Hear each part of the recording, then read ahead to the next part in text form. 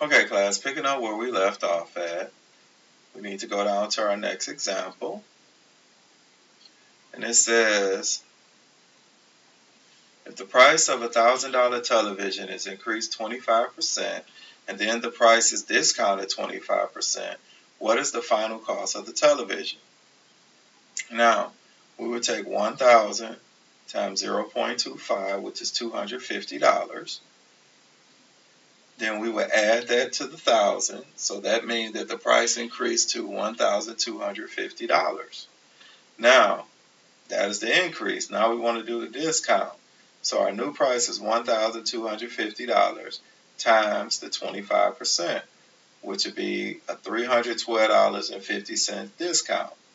So we would take $1,250 minus $312.50, and that would give us $937.50.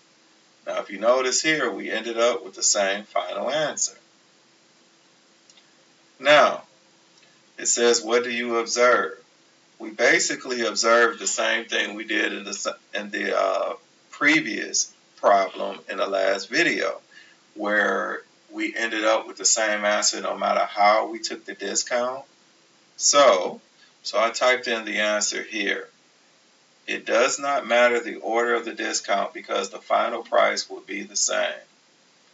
Also, adding and subtracting the same percent would not give the beginning number. Now, if you look here, just think about this.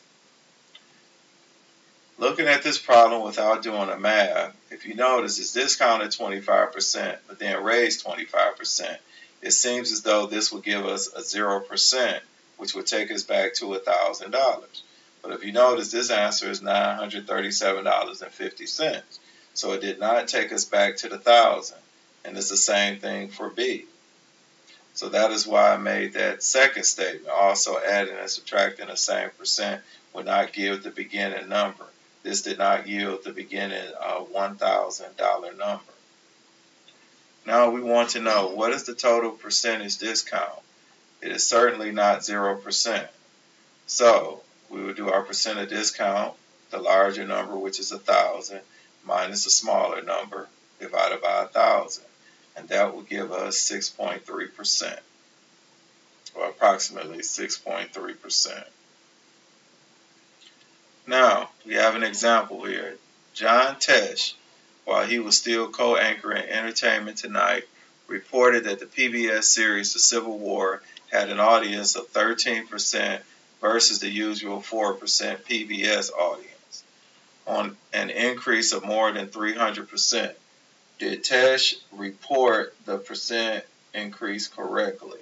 So this is what we will do. We could write these percents without making it into a decimal. We could just do 13 minus 4. 13 minus 4, we know is 9. The larger minus the smaller. And the original number is 4 because the usual number was 4%.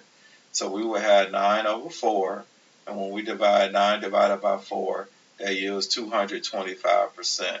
So then the answer is no. He did not report the increase correctly. And that is it.